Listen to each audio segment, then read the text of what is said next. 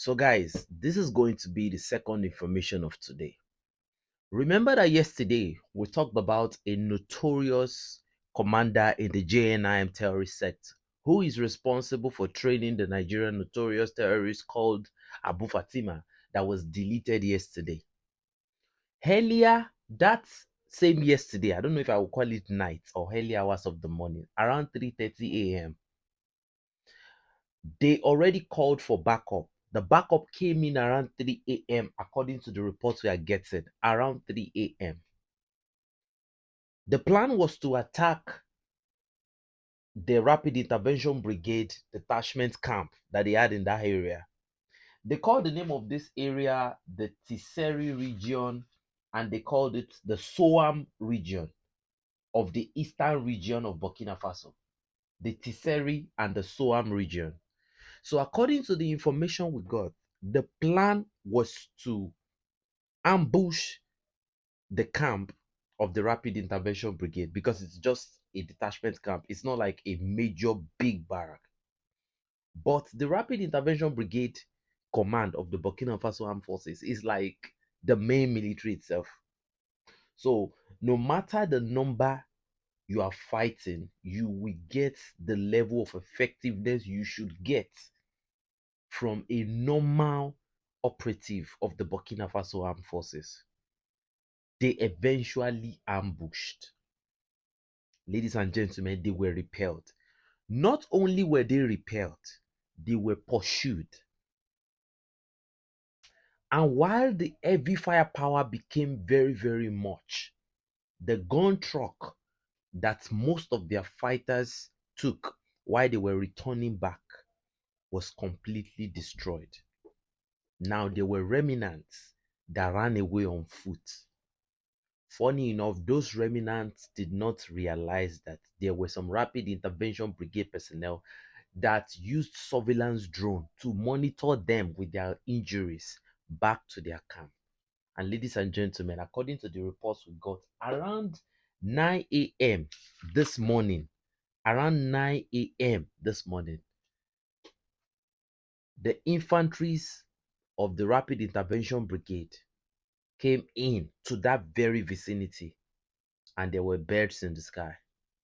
You know the type of bird we are talking about. So immediately they came in, about 10 different JNIM fighters who were in the location, they came out. And the reports we have is that this is the same place where the commander that was neutralized yesterday used to stay. So they bombarded them, the 10 were completely taken out. And after they were taken out, they continued to shell the entire place because this is one of those places where they have already conquered. And this is what these people do. The JNIM are majorly full of this. When they conquer a place, they bring in their families, or some of them that don't have families, they bring in their members to come and stay there with them. So it used to be a place where people used to stay before, but those people have been displaced. So nothing stopped the Burkinabe armed forces from shelling the entire building. And when the firepower was too much, ladies and gentlemen, guess what? These three animals jumped out of the when the firepower was too much, ladies and gentlemen, guess what? These three animals came out surrendering. These three elements came out surrendering. Now, the question I want to ask that is so critical here is that what type of surrender is this one? It's a different ball game when you have the capacity to fight. You are not outnumbered, you are not outgunned, nothing is wrong. You just decide to quit. Okay, maybe the principles you were following, the mujahideen, you want to change your ways. You come out and you tell the Burkinabes. You don't even have to tell the Burkinabes, in my own opinion. You just have to, find a way of walloping yourself back to the society and just change your ways. Nobody will find you except if you are so notorious to the point that they can find you. Maybe your name is, you are part of the wanted list, and your picture, you just can't hide it. But unfortunately, it was in the heat of the fire that these elements brought out their hands, three in numbers. And according to what we are hearing, they are the seniors of those ones that were initially neutralized. Ladies and gentlemen, what do you think about this, guys? Is this an honest surrender?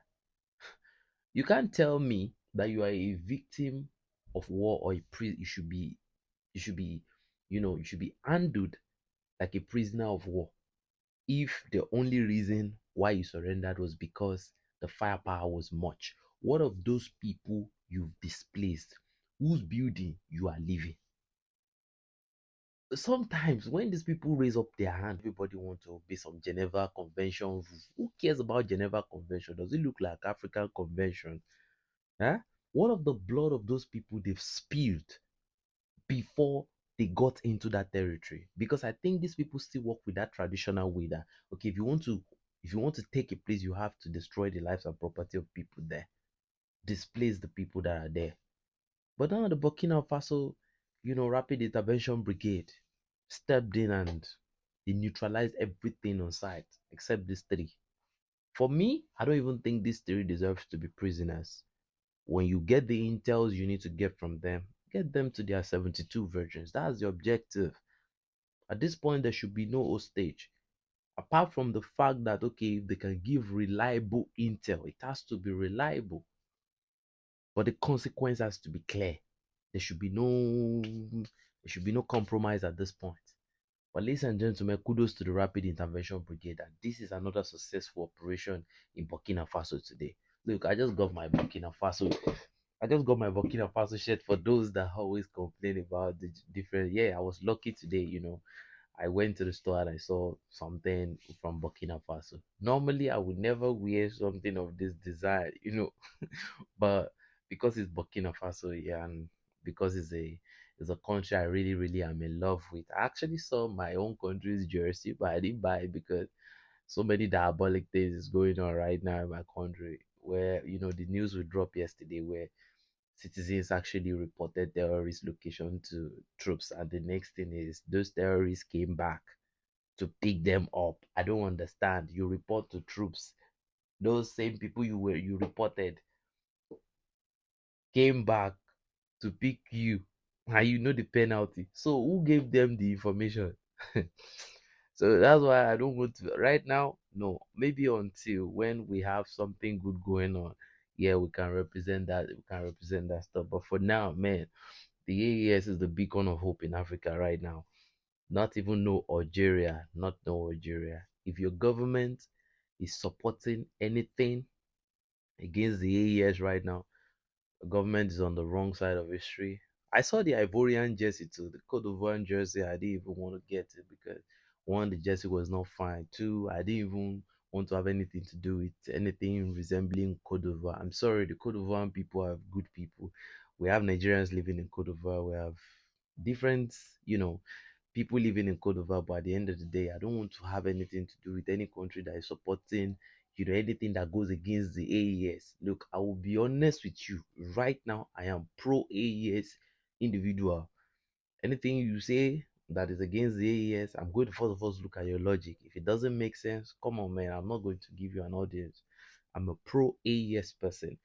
If Nigeria tomorrow decide to be a good place, like the rule of law is being obeyed, citizens' rights are being honored, like everything is going good, we will represent, But right now, the only country that every African person can be proud of that are really doing what the citizens want, not what the colonialists want, is the AES and nothing more. Ladies and gentlemen, what do you think? It's your boy 7200 signing out, enough said.